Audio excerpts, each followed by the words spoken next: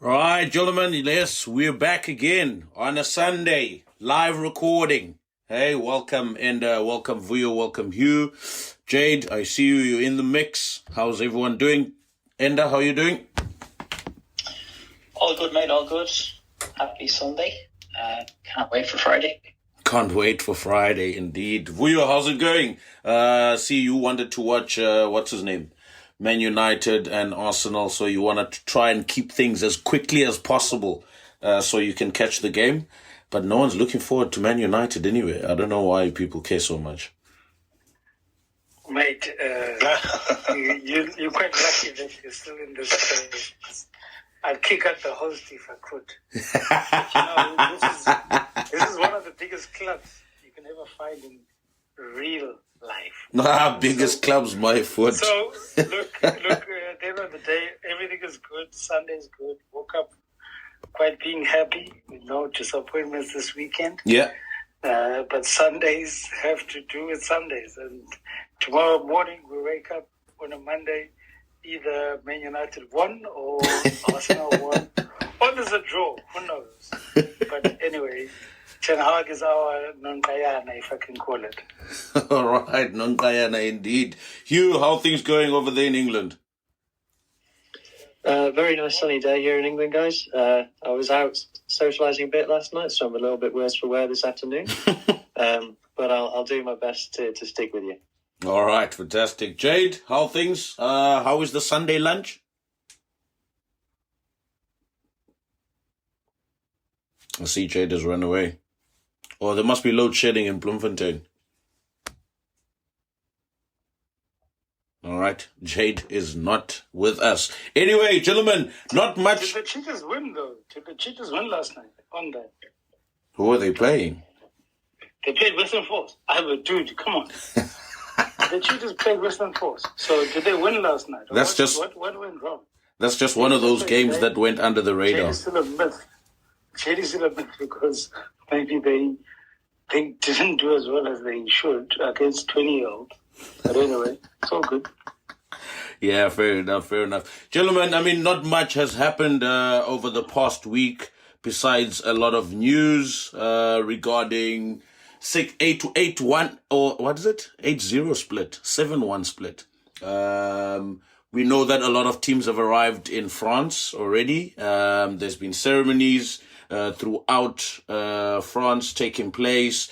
But obviously today we just want to focus on the build-up to the World Cup, the build-up to Friday, New Zealand versus France. There's a lot of injuries that have taken place as well. So basically we just want to gauge on what we think will transpire on Friday and over the weekend. The Springboks are also playing over the weekend. It's a big day on Friday for France, and obviously they've copped a few injuries along the way, unfortunately. Dante could be missing at least 2 weeks of the World Cup. We hear that Paul Willemse as well is probably out as well. They've lost Cyril Bail, but he's coming back, I think, second week, if not after the All-Black game.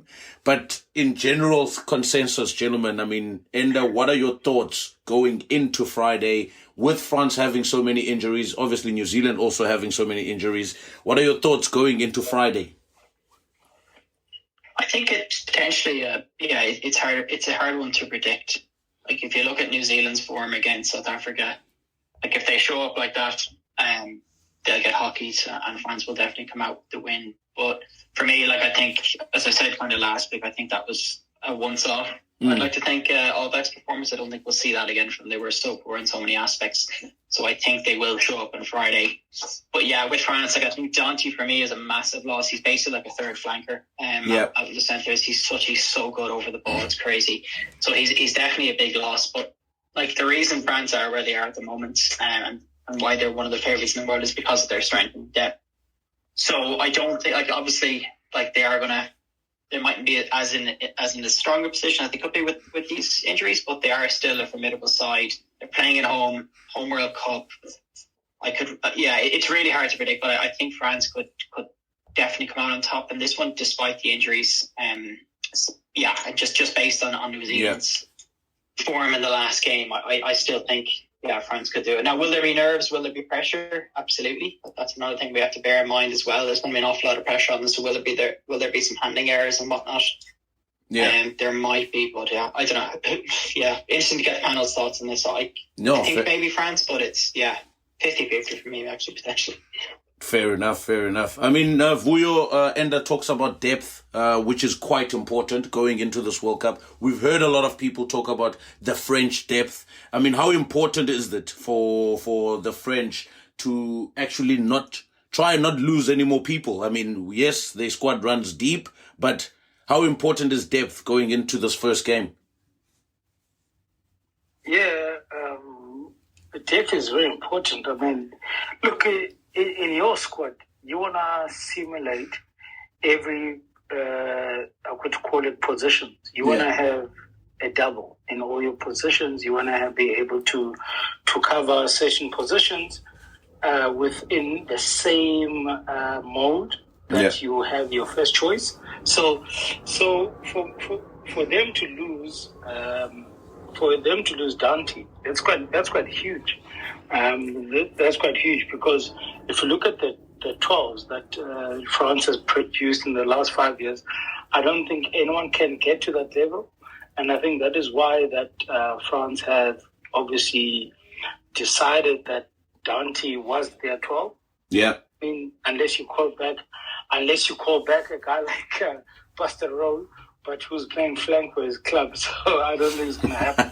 But anyway, I think, so looking at that, depth is very important because you want to always have 2 or 3 guys that can do the same job, if not better, within your squads. And also, I mean, losing Paul Willems, that was a huge for them. I think if people can just understand the quality of Paul Willems in terms of he was the number 5 when Eben Etzebeth was number 4 with the South African under-20s. Yeah. So, I mean, that's massive quality. He was top of his game at the time, and for him to play for France is a huge loss for South Africa. But we're not going to dwell on that because we've got Achis Nembel, we got what do you call it, Lodiaga. So we're not really going to do that.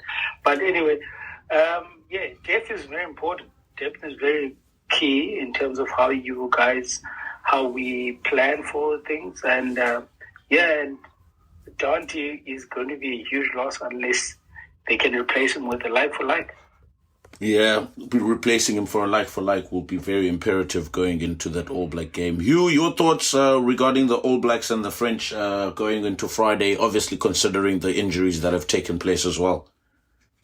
Yeah, you got to think the injuries have got to take an effect at some point. I mean, it's interesting with France, the way that they've managed their team is that they've kind of been operating like an A team and a B team thing. You know, for this whole World Cup cycle, really. You've seen when they make changes, they make them en masse and they just completely put out like their B15 with only 2 or 3 players in it, maybe that would normally make the starting team. Yeah. They don't normally tend to pull out a player and put another player in like maybe an Ireland more does, where they switch individual players out in small groups rather than the whole team.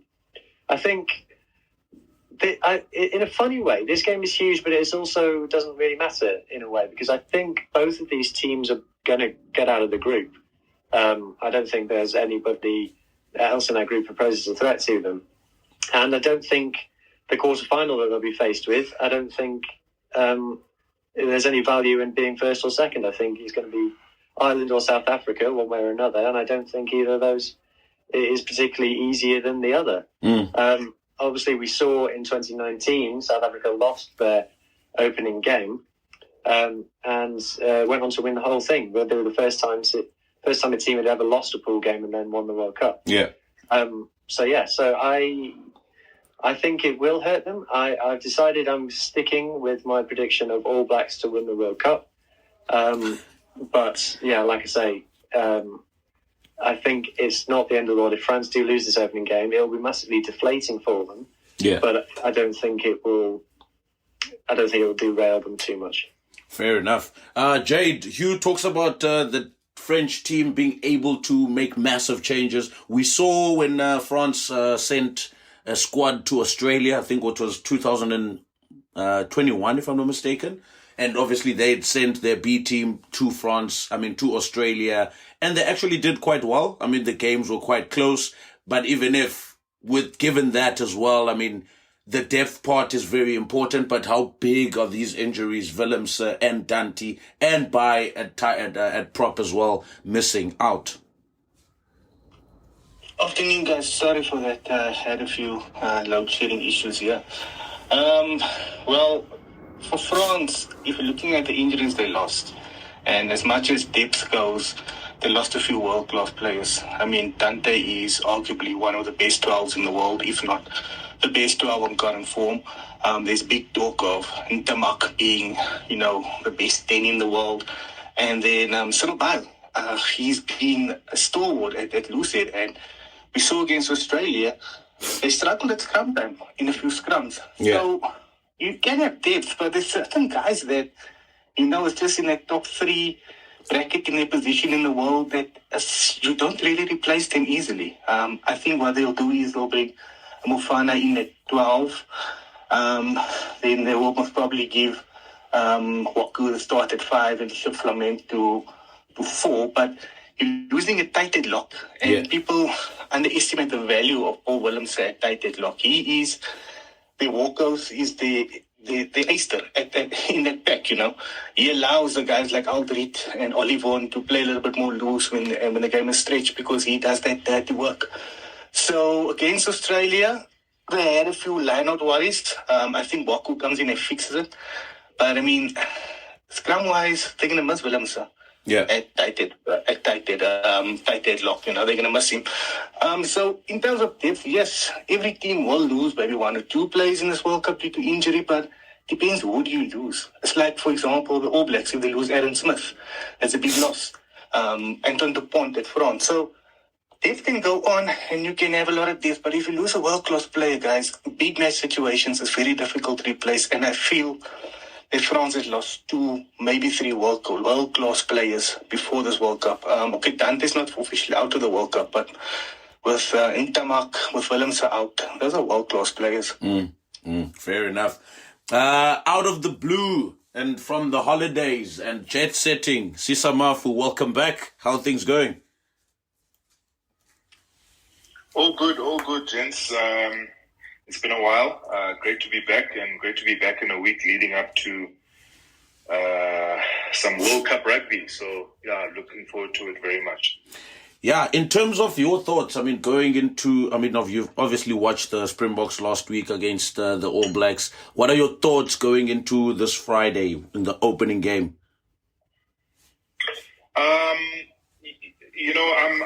I'm caught between 2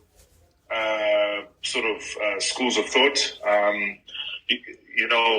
Obviously the Springboks were very keen and up for the match at Twickenham. I think the fact that they were in a neutral stadium, sort of eased the nerves from a Springbok perspective.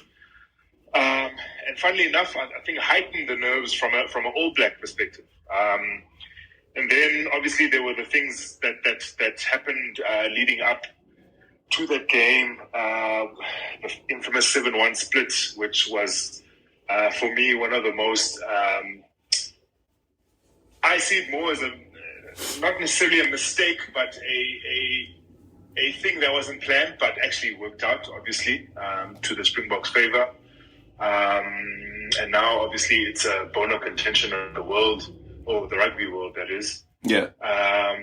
But at the end of the day, it is a match that didn't really count for much other than the fact that it was a preparation game. The All Blacks have showed good enough form throughout the year, from last year into this year, for them to be considered as favourites in this World Cup. It's a very different World Cup than we are used to. Yeah. Reason being, like I think it was Hugh that said that quarterfinal highway is going to be quite an interesting one, and also Springboks, Ireland, All Blacks, France, they need to accept the fact that they're going to face each other in the quarterfinals, no matter how you look at it. So that's how I look at it now. Whichever team, and now I'm speaking about the All Blacks, whichever team accepts that's where the World Cup is going to start necessarily for them, and then focus their efforts on that game. That's how I see it. Yeah. Whether it be Springboks, Ireland, France, or the All Blacks, get through unscathed, and then get to that World Cup. Even with one loss under the belt, it's fine. You just need to get to that quarterfinal, and then that's where the whole competition starts. But other than that, All Blacks already, I think they've had quite a good preparation. Fair enough. Going into this World Cup, guys, I mean, it's very important to keep your key players. But Enda, just wanted to ask you, I mean, who do you think would be a big loss for Ireland in this World Cup? If Ireland had to have an injury, who do you think would be a major loss and it would impact the team to their detriment going into this World Cup if they lost anyone? I've said his name before, but it would have to be Sexton for me. If he were to go down, I think we're not the same size, and it's as simple as that. We do have good backup options. We've discussed the two options before, but he is the standard setter. He is the most competitive person on that team. He's got the experience, former World Player of the Year, excellent kicker, excellent all-around player, and he's got that competitive edge. Yeah, for me, without Sexton on the field, we wouldn't win the World Cup. He would be that catastrophic person to lose. But looking at Ireland's lead up, I know we've discussed this before, but we've got Saturday. The big one is on Saturday, isn't it? Ireland v Romania. So we've got Ireland v Romania, then Tonga the following week, and then the big game is against South Africa then in that third week. So I'd say we probably won't see Sexton potentially to that game, or we might see him start against Tonga or come on with 20 minutes to go. So I think as long as the squad has been managed well, I don't think we'll see that situation. Now, obviously, with injuries, it's really hard to predict. But obviously, he's had a very good prep for this World Cup, thanks to a ban. So he's probably in a very good state fitness-wise. But Ireland's lead up to those two big games is huge. And then after South Africa, they've got that 2-week break before taking on Scotland. Yeah. And Ireland have managed the squad really well. It's only Keane Healy. He's the only real loss. I know there have been rumours. Well, Conan and Sheehan have picked up knocks, but by all accounts, it seems like they're going to be okay. So I think as long as Ireland manage the squad well, which they have done, we'll be okay. But the big one would be Sexton for me. Obviously, there are some key positions, but he's the one that stands out for me for sure. Yeah, fair enough. Hugh, you are caught in between two teams, two nations, England and Wales. But let's start off with Wales first, your home country. Who do you think, from a Welsh perspective, would be a major loss? Even though Wales, I don't think they've been performing at their best so far, bar that win against England at Principality Stadium. But other than that, we haven't seen much from Wales in terms of showing us what they're capable of under Gatland going into this World Cup. But who would be a major loss for that Welsh side? It's a good question. I think we've seen Gatland come in and basically throw away everything that Wayne Pivak did during his time. So we're in a position where we're trying to understand the first team. I'm thinking through the pack in my head. I think if any one of Will Rowlands or Adam Beard goes down, I think there's a big drop-off to our third and fourth choice second rows. I think Will Rowlands in particular would be one that I really wouldn't want to lose. I think he makes a huge difference for us. We're kind of learning to live without Faletau. Yeah. So I think, he is huge for us. I still think he's our best number 8, if not our best player, full stop.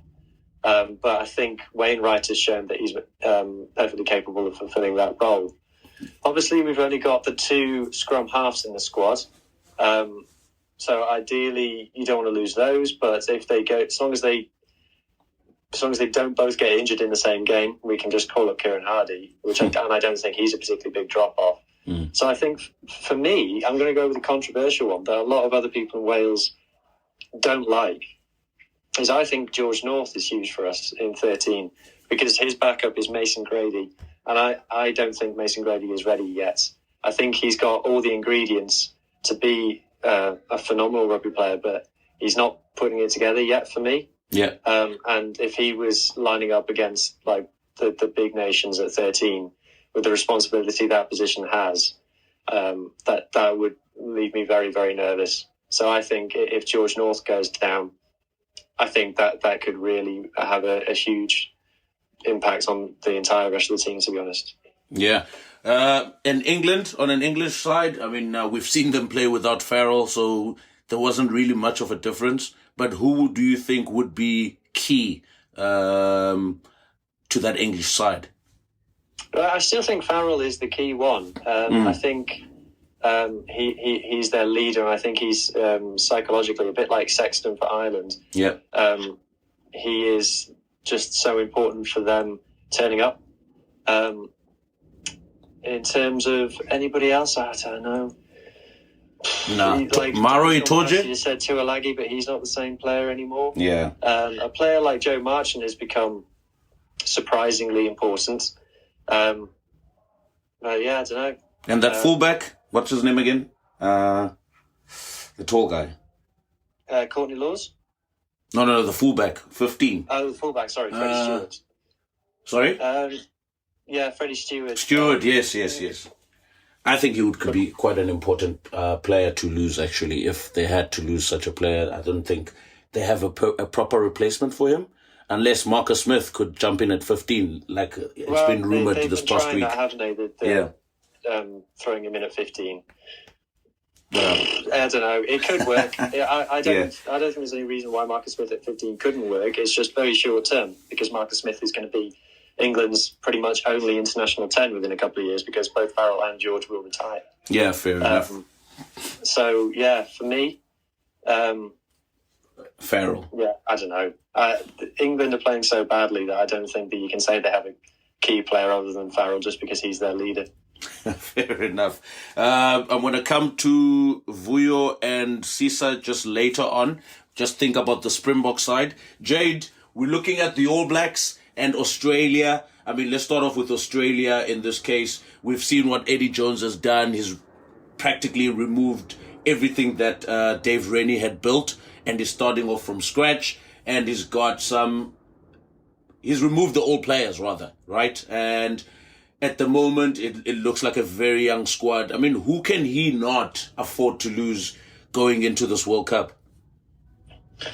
From a coaching perspective, most probably Carter Gordon, because he's thrown all of his, put all of his chips on that horse, was Carter Gordon. So, but you can say Skelton, but he didn't really play Skelton that much, although he's his captain. I mean, he started with Frost and Arnold a few times, and Skelton came from the bench. Bial at loose here as well. I'm going to go left field here. We do know Karevi is important to this team as well at 12. But I'm going to say Tagalala Tupo at tight head, because their stocks is really thin at tight head. I mean, losing Alan Alatua. So they don't really have another, real tight head. So I'll see him one, and obviously Carter Gordon, because he obviously only got one out and out 10 in the team, although Ben Donaldson can play 10, From the All Blacks perspective, it's easy to say Aaron Smith, but I think the continuity plan would be to bring in Brad Weber. If something happens to Aaron Smith, then Brad Weber would start at 9. I'd have to say Adi Savia from the All Black perspective, because at number 8, he is one of the few world-class loose forwards in the team. Although he's not an out-and-out number 8, he's been carrying the team for the past 2 or 3 years. If something does happen to him, I think he's one of the leaders in the team. Might be, somebody similar to like Dwayne a few years ago, where Sia was the captain, but Dwayne was one of the vocal players in the squad. So, Adi Savia from New Zealand perspective, although we wouldn't want to lose Aaron Smith as well. And then from Australia, definitely Tongan Thor. That's my 2. Tongan Thor. Vuyo, from the Springboks perspective, I mean, Pollard is out, Lucanio Arm is out, but the Springboks still went on to thrash the All Blacks by record score. I mean, who do you think at this point in time, we literally 5 days away from the World Cup, who do you think they can't afford to lose at this point?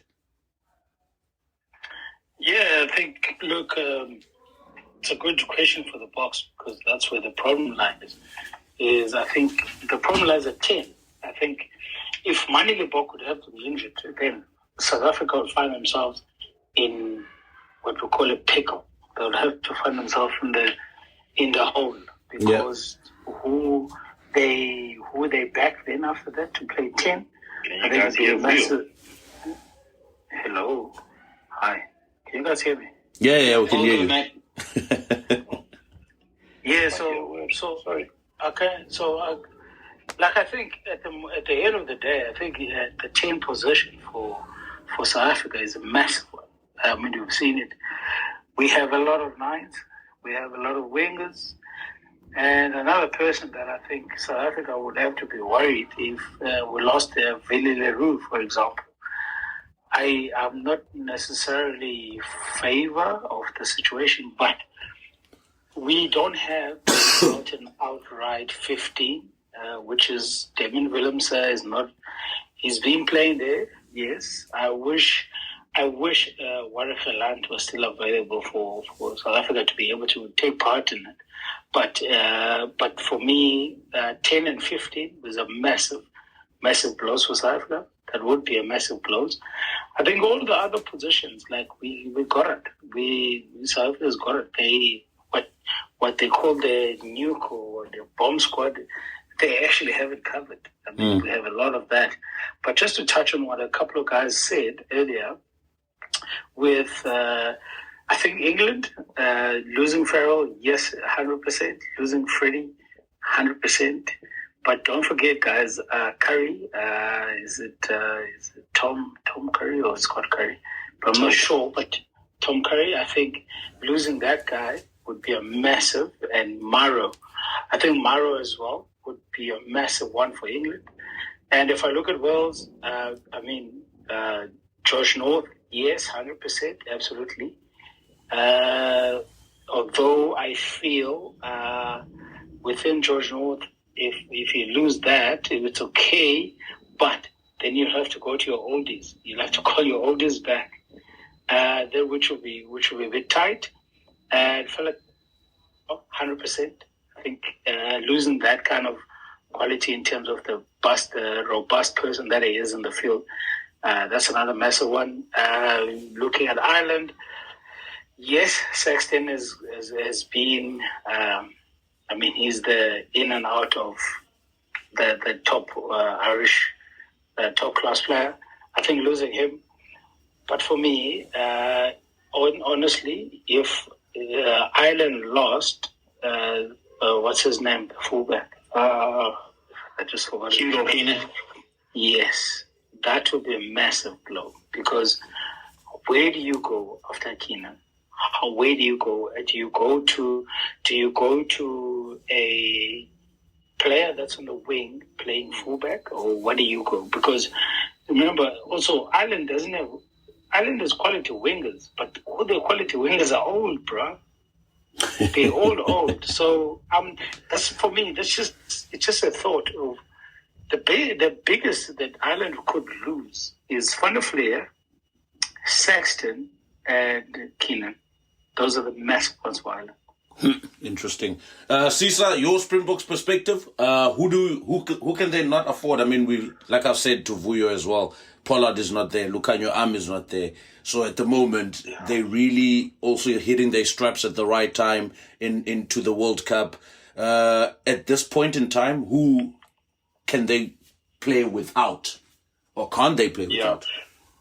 Yeah, sorry, I didn't hear a word you said for some reason, so I'm sorry if I repeat anything. But anyway,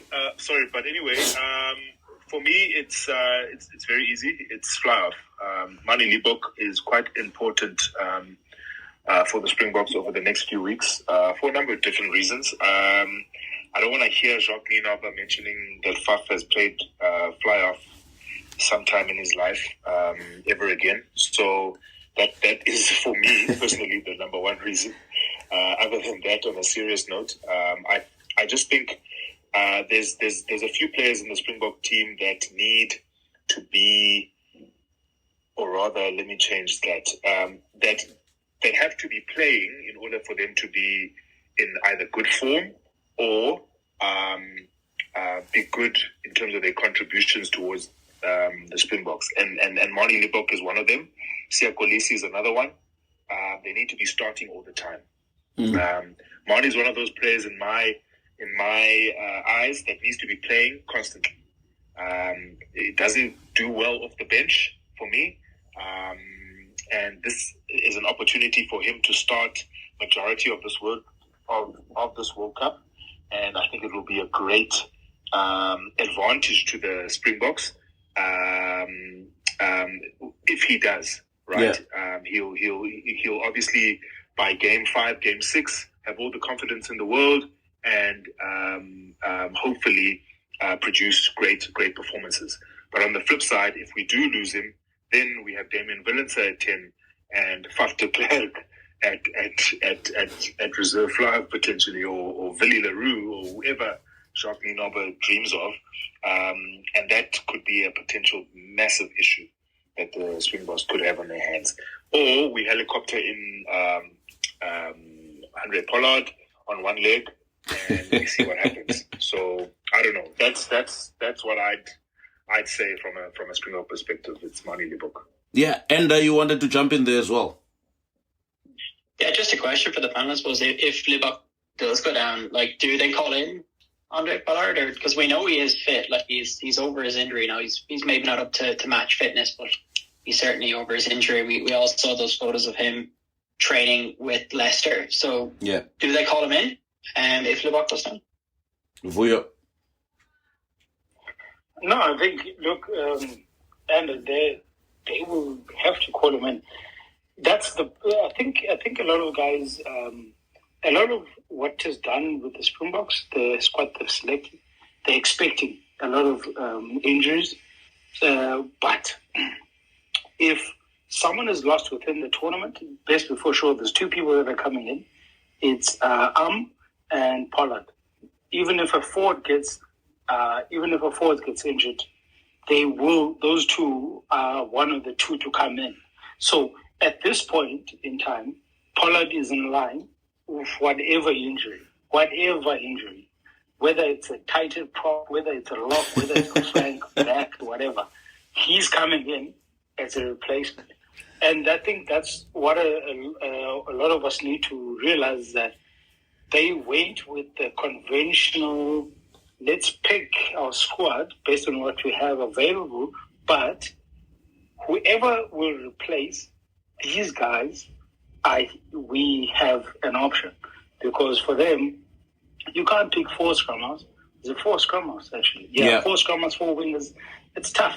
That's tough. So now they know whoever gets injured within the squad, they're going to replace him with someone else. But as Cesar said, actually, Mani Libok is key, and I think Cesar missed out the point about Willie Leroux. If Willie Leroux goes, so Mani Libok, Willie Leroux, both getting injured within the World Cup, South Africa needs to really think of what they're going to do from there.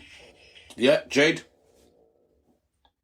Yeah, I agree with Vuyo there. Willie Leroux, he's been a the nickname in South Africa, they've been calling him the assist king now on Twitter. So he's been highly rated now. But for me, the one that I would look at besides Lebok and Vali is Malcolm Marx. He just has that.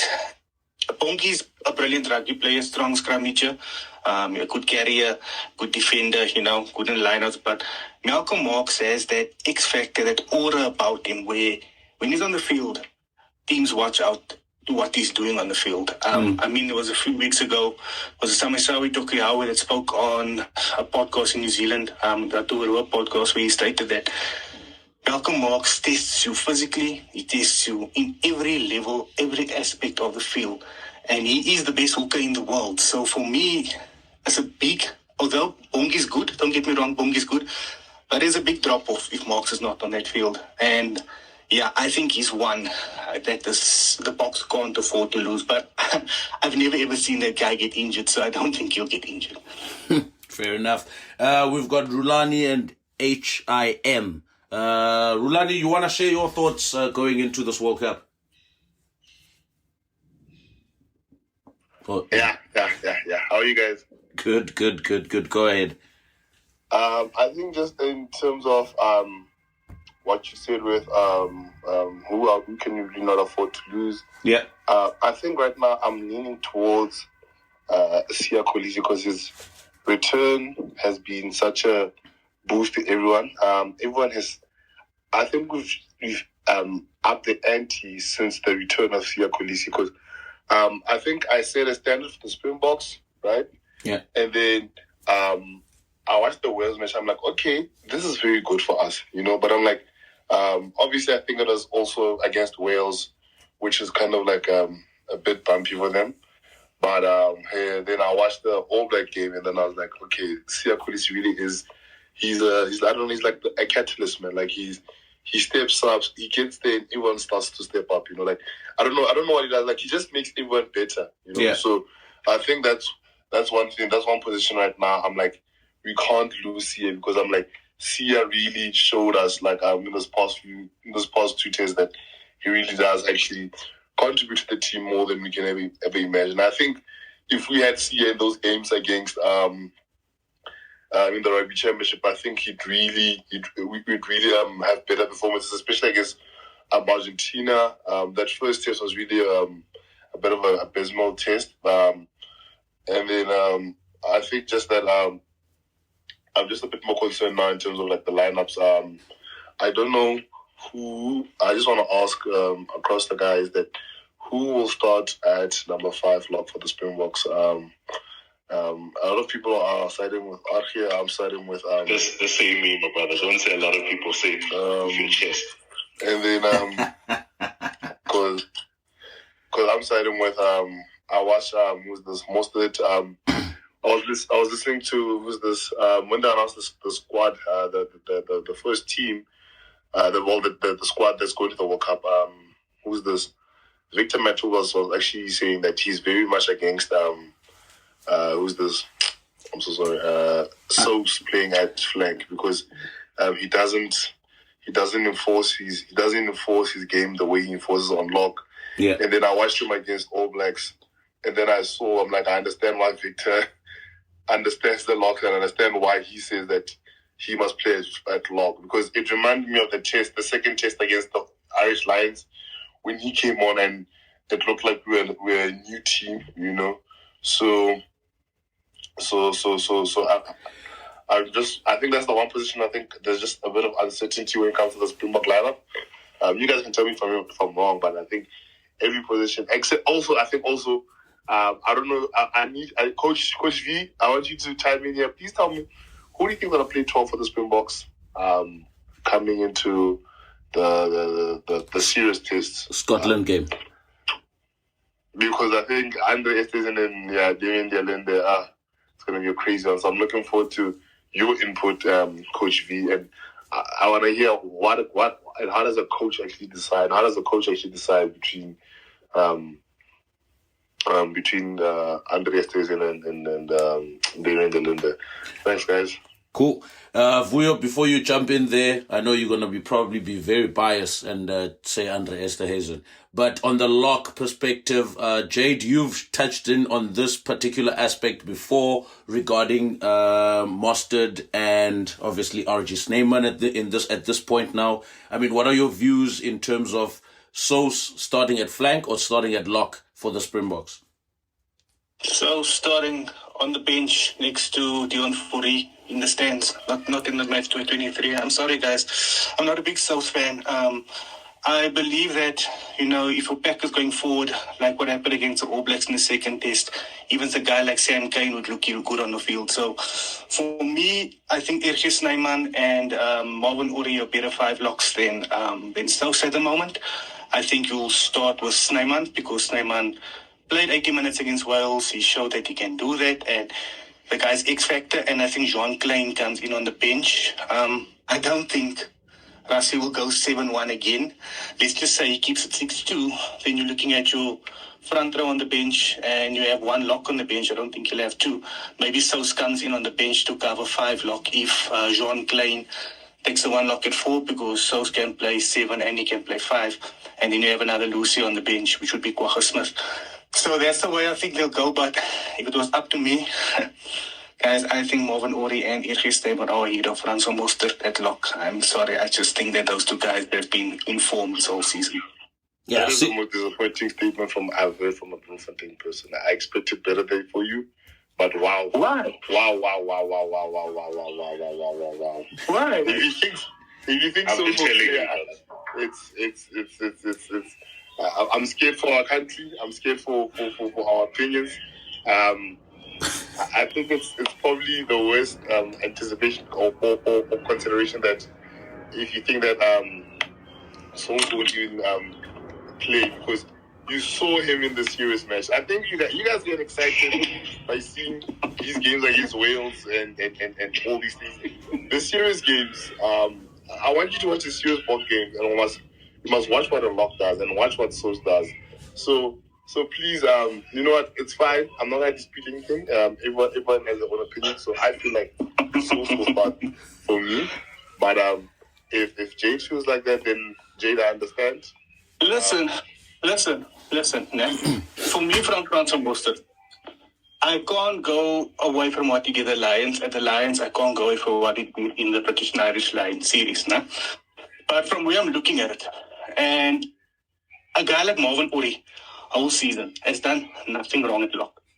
He performed well against Australia in the test at Loftus. He's performed well every time he's got a chance. And remember, the Stormers lost Salman Murat in the beginning of the season. Marvin Orie ran that whole line out alone.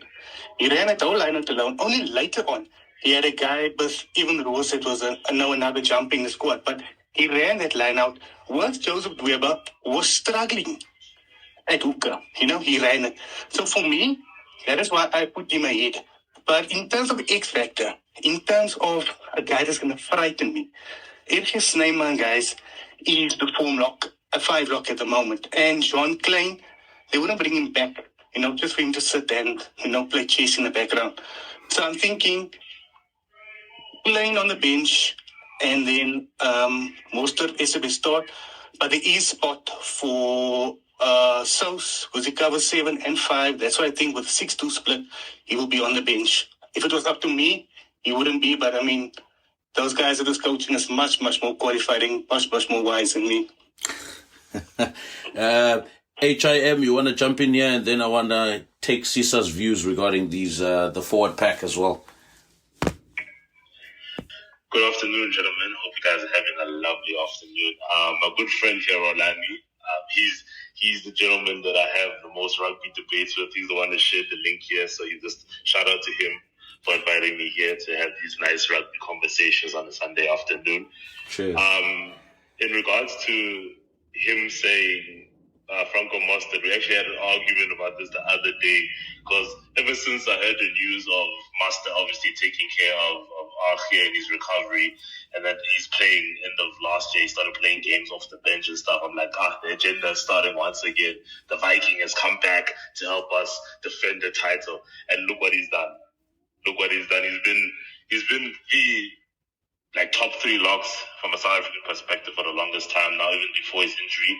And imagine your last game being in like 2019, coming back 4 years later to reclaim starting position at number 5 is just amazing.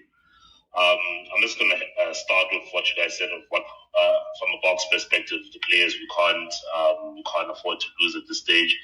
I'd say all the experienced guys, Dwayne, you can't lose him at all. Sia, in terms of a leadership perspective, Billy. I'd even go as far as to even say we can't lose utility players like Willemse or Cheslin Colby as well, because that'll just put everyone in a disarray, it'll make people stop playing positions that are only like primary or tertiary positions for them. Mm-hmm. And yeah, people even like Kitsoff. It's not even like we're short of props. Obviously, we're not short of props, even from the standby players. We have Stian Campus also ready to come and play for the box as well. Like, we're not short of props, but just having people that are used to Springbok game time, that are used to being put under pressure, that have been at the world stage before, is very crucial to the box squad, especially in retaining a title. We saw that with the All Blacks in 2011 and 2015, that they retained the majority of their squad. So I think even the Springboks doing this as well this time around is very crucial. And I also think that if we actually lose a player, priority players are definitely Pollard and Bukanyo. They definitely need to be priority players that if anything happens, they need to get on a plane to France and get in gear. And I'd also say if you lose if you lose a lock, like maybe you lose Ori or you lose Klein, obviously Lord will come as well if he's fit as well. Obviously, hoping that his recovery is also going well. And then I really want Coach V, because me and my good friend Rolani, we've been having this chat for about 2 years now about a particular winger. And now that there's a rise of 2 wingers that are from the Blue Bulls, wow. But what great wingers, man. Credley Arons and Kane Moody. Who should be starting on either wing? Like, in terms of all the wingers we have, and talk about like what Rolani said, repeating his question basically. Who should start at wing? Number 11 in particular, because obviously we have everyone's favorite winger over there. But in recent times, not to say that he's been in bad form, but we just have better wingers now. And obviously, being 33, is obviously wingers like Brian Abana retired at 35. Even JP retired earlier than 33. So even Mapimpi still getting to the World Cup at wing at 33 is an achievement in its own right. But who should be starting? Who should be the starting wingers for the box? Thanks, HIM. Our listeners are throwing all the questions to Vuyo. Vuyo, you've got the center pairing first, and then now you've got the wingers, and then after that, Sisa, you can jump in with the forward assessment regarding this conversation. Yeah, sorry, fellas. I lost you there for a bit because I did catch a taxi. This Man United game is up in my arms, we're winning tonight, so it's fine. So, anyway, just on the first question about the 12, I think the most important, you have to understand that with the coaching group that they have, there's only one way. It's all about being in a what can you do? What can you do as coaches? And we've seen this as coaches that in South Africa, they back their old guys. They back their old folk, which is obviously we're talking about Mark Pimpy, we're talking about Damien Delende. But there's a difference when it comes to this wing position. This wing position has a massive problem. This massive problem at wing is that you get performance and you get guys who are not performing. When I say performance, we need to see high catching, balls high catching. We need to see what you call it is running, scoring tries. So at this point, the only person who's doing that at 11 is one, which is Curtly Arends. At 14, it's a little bit of a difference because, Cheslin hasn't played in a while. I think Cheslin was shifted to 11 the other test. It wasn't great then. And I think so they'll take Cheslin back to 14. But they'll also be thinking, what can they do towards giving him obviously being comfortable within the squad. So it is a little bit tough, but I think at 12, they'll stick with Damon. Knowing that they have a very quality player at Andre. And then at 14, I think obviously Chesney will start there. But the question would be 11. I don't know if they're going to go with Kirtley or Magazole. And I think if I would be in the coaching staff, who are leaning towards more Kirtley instead of Magazole, although he's got the experience. Fair enough. Can I just quickly say, I knew Coach Hugh was going to back his Sevens boys. I just knew it. I'm like... It's not about the Sevens boys, though. I know, Coach. I know. I just had to banter it. Sisa, the conversation still continues regarding these forward packs. Obviously, Sos being the main concern going into lock or 7 position. Where would you prefer to see Franco Mostert playing? I'll just take 2 steps back. Firstly, obviously, we in a World Cup tournament mode, so selections is going to be scrutinized and looked at a bit differently. This is now myself putting myself in the management's shoes. They've literally over the past 4 years created a situation where they've been building depth, especially in the forward pack, and they've been successful in doing that. And lock has been one of those areas. Unfortunately, the plan went a bit pear-shaped. Luckily, John Klein came to the rescue. Pear-shaped meaning Lord was or is injured, and obviously now that puts a spanner in the works. Sos was not in the plan for lock in this World Cup. Why? Because Lut de Jager was supposed to be fit, and Jean Klein came into the mix.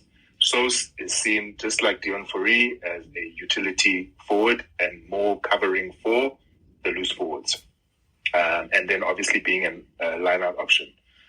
Now, obviously the coaches put him on at starting lock in the last game before the World Cup because of the situation at hand. It doesn't mean that he's been bumped up the stocks. He hasn't. That's a very clear answer for me. He hasn't been bumped up the stocks, but they needed to give him a run at lock because of the situation that they are in. Like I said, it's a World Cup. The selection criteria is a bit different. Tournament mode, basically. So what my comment to the specific topic is about the locks. There's a clear sort of, I don't want to say hierarchy, but there's a clear tiering, right? There's obviously Ibn Itzabeth, Archias Neyman, as well as Marvin. Yeah, those are your line-out options in terms of the guys that are leaders and captains of the line-out, right? That would marshal the line-out, if I were to call it like that, right? Then you get your tier 2s, which are your guys that obviously fulfill the role as a lock, which is your Jean Klein in this instance, as well as now Sos, right? So that's how I tier the 2 or the 5 guys in that we are speaking of now, right?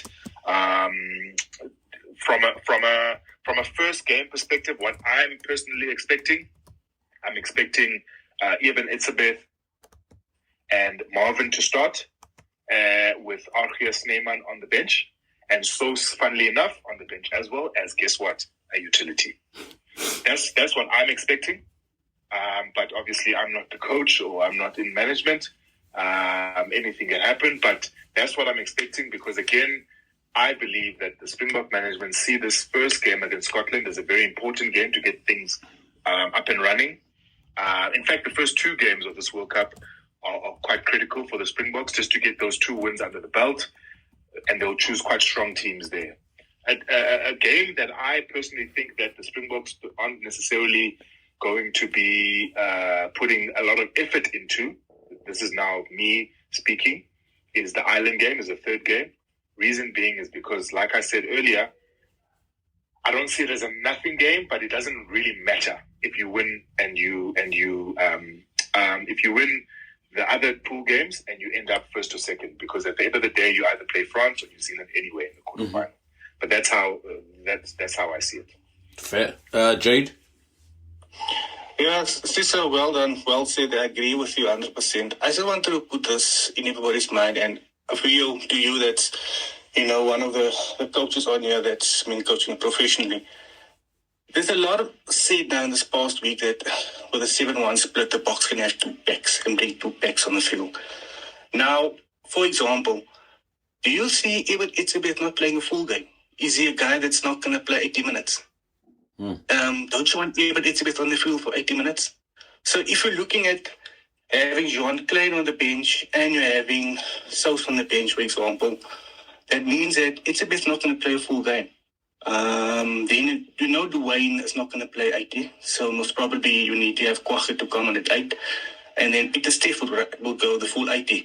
But don't you want your best forwards? Because last year everybody felt Etzebeth got hard done by not winning the World Player of the Year. Don't you feel that your best players should play 80? It's just my opinion. I just don't know which way we're going with this in terms of the selection. But for me, I still believe that a guy like Etzebeth, I want him on the field for 80 minutes. Yeah, I mean, that's a very, very good point that you raised there, Jade. And going into games like Scotland, Ireland, and then the playoffs and the quarterfinals, either against New Zealand or against France, I mean, this is a very pertinent question when it comes to playing time. Looking at the tactics like 7-1 split, a guy like Eben Etzebeth in those lineouts, in those big moments, in those championship moments that last 15 to 20 minutes of the game, where they make wholesale changes around the 50th or 45th minute of the game, and they put in a different pack of forwards. Wouldn't you want people that have been there, that have done that, they've played in those championship rounds at World Cup stages to finish off the game for you? From my perspective, I think that is a very good question, and also a very important part that plays into any team's dynamics, any team's strategy as well. I mean, to make wholesale changes in a playoff game around the 45th minute would be very risky. I think they would have to rethink and readjust maybe the tactic itself. But from where I'm sitting, I think, Jade, you've raised quite a good point there. And I think for me personally, I would want to keep most of my starters going at least 60 to 65 minutes. And then you can bring about the changes after that, considering if the game is obviously won and obviously there's no coming back from the opposition at that particular point. But yeah, I think we'll all have different views on this. Vuyo, what are your thoughts? Yeah, I think it's quite a tough one. I think for me, as you say, you want your best players on the field at all times, especially looking at what you have, especially your pool games. Because your pool games, guys, don't forget your pool games. Your pool games are very important because they build up to your utmost, your peak of your tournament.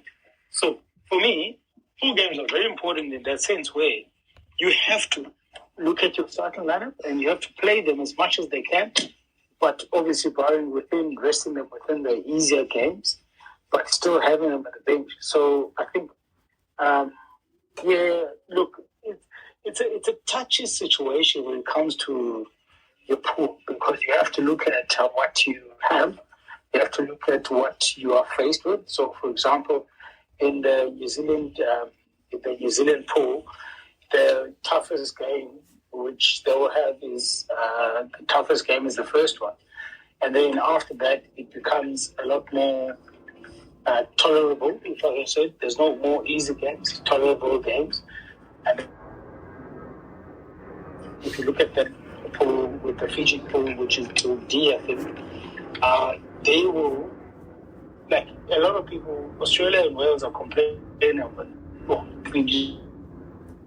They are coming alive. But it's not something that you can't handle. You've faced better opposition. You've been playing against better opposition. So it's a matter of what can you do to build up to that game, and then after that game, once you get to obviously making the quarterfinals, what's next? That's going to be the biggest issue. The biggest game in any World Cup sevens, in any World Cup rugby, it's the quarterfinal. Because when you win that, then it sets a tone on your tournament going forward. HIM, you wanted to chime in? No, I just wanted to say, obviously, I hear you guys in regards to keeping like your best players like Itzebeth and them on for a full 80. But I think Rassi covered like his coaching philosophy in Chasing the Sun, that documentary. That sometimes it's just about pure performance. Not to say that if Itzebeth gets subbed, it means he's had a terrible game. It's more like, okay, they're reading all of Itzebeth's moves. Whenever a certain set piece is being run, they're just reading Itzebeth, they're reading him, they're covering him, they're solid with him, then they sub him off for someone like John Clay.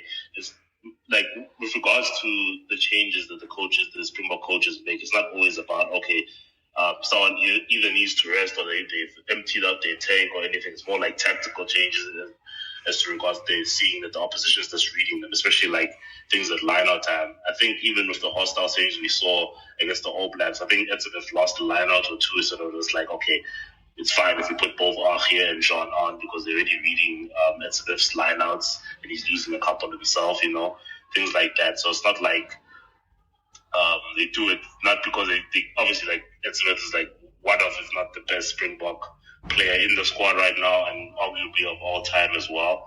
But it's just about tactical changes. It's not to say that he doesn't deserve to play 80.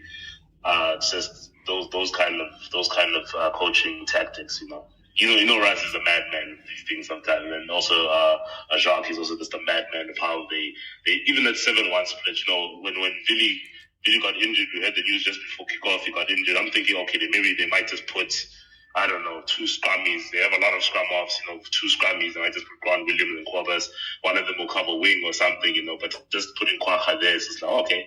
So they test out a lot of things before the World Cup, and then now that they've seen it works, I don't think they'll bring back the 7-1 split or any of that, but like the option is there. At least they know. So now they know that they're not completely mad scientists with their methodology. That there is a reason to their madness, So it's things like that. So, but I hear Jay when he says like players like Itzebeth deserve to play 80 minutes. But sometimes it's like if they're reading all of his carries, they're reading all of his lineouts, he's losing some lineouts, you're gonna have to change to someone like Marvin Ori or Archie from the bench, just to switch it up, just so that you can get some go-ahead ball. Yeah. Enda. Yeah, for me, I don't know what the balance is, but sometimes I find it quite frustrating when you're watching a game and it seems as though at a certain point in time, wholesale changes are just made despite what might be going on in the game or despite how a player might be performing. So I just find it frustrating sometimes. So like in terms of a really good player, whether or not you should leave him on for the full game or just sub him off, I sometimes think that the coach just needs to look at the stats in those. And I'm sure they do, but just for me, on the outside looking in, sometimes when you're watching these games on TV, it seems that, once it hits the 55, 60 minute mark, they just bring on players. And obviously those players have an impact, but I think it's really important sometimes to just look at the stats and look how a player is maybe performing in the scrum. Like, is it the right decision to take that risk when you know the scrum is going strong and to sub them off when you don't know how the player going on is going to perform? And I just feel like rugby is that type of sport. Like it's not all predictable. I want players to make those key decisions. And for me, I find it frustrating when wholesale changes are just made for the sake of making those changes sometimes. I just see how a player is going. Like, you can look at all the stats that you want sometimes as well, but you might just, if you want a key player, like Etzebeth say on that, if you might be tiring and, it might be smart to bring on this player with more energy and have the impact, but maybe he needs to stay on because he's the one who can make that key decision if he's a key leader in the team or something like that. But I just get frustrated sometimes with the amount of subs that come on. It just seems so predictable at times, and it seems at times, they don't consider how the players who are, or like, I'm sure we've all watched games where you're like, why is this player coming off? Where they're having a fantastic game, especially like something like a scrum half. Yeah. Like scrum halves are well able to play 80 minutes. If they're having a good game, for me, like, unless there's a massive difference between the two scrum halves, I don't see the point taking them off. No, fair enough. Vuyo, and then we close comments, guys, after this. I think, as Andy was saying, you know, sometimes it just doesn't make sense when you're taking out your leadership group or leadership players within a squad. So it goes back to the same point where, as coaches, we always look at a strategic leadership. We try to get leaders on the field. We try to get as much as we can within the leadership group to be running the team instead of just one man. So it is tough in that sense. It is tough because it's tough in a sense where it's tough in a sense where you are losing some of your players that will be decision makers. So for me, I think the most important is understanding what kind of leadership you have on the field.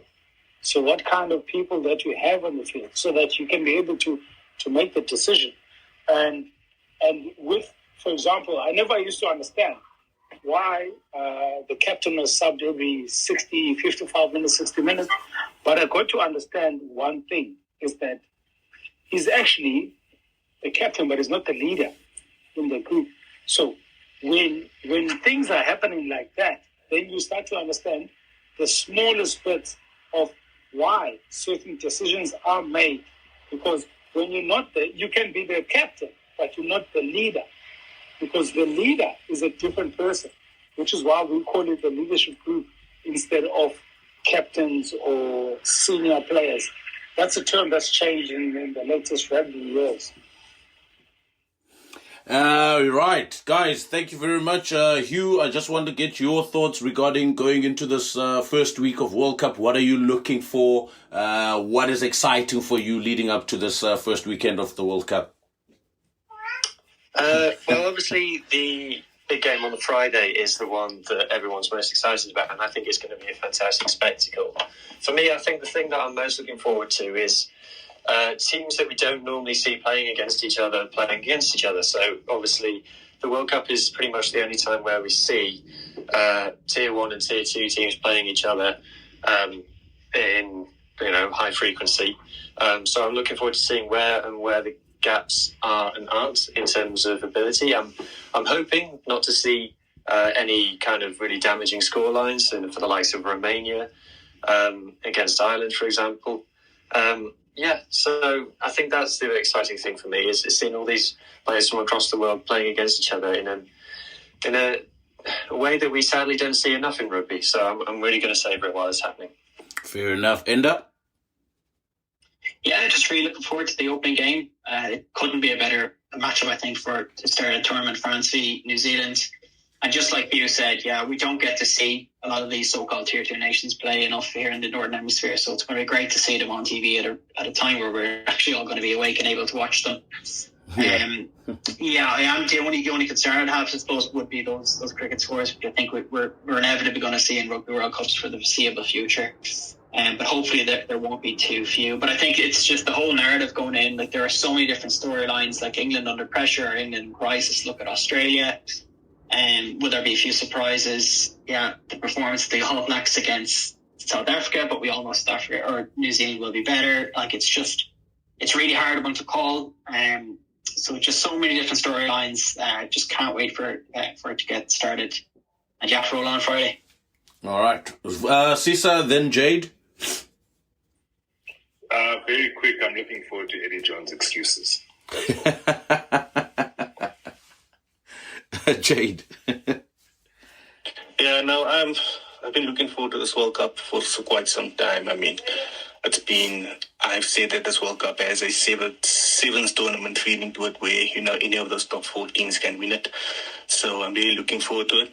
Obviously, the big game on Friday. I've been worried about this game as an All Black supporter for a few years. But Wales-Fiji, is the Wales-Fiji the first game, yeah? Wales-Fiji. Yeah. That's the one I'm looking forward to this weekend because I've been running my mouth on Fiji and, I just want to see how they go at this World Cup. All right. right, guys, we've come to an end of our show, and thank you very much for the contributions from Rulani, from HIM. Thanks, Enda. Thanks, Hugh. Thanks, Jade. Cesar, welcome back. Thank you very much, guys. See you next week, Sunday. It's going to be lit. It's going to be fire. It's going to be exciting. Cheers, guys. Have a good Sunday. Cheers, guys. Have a good one.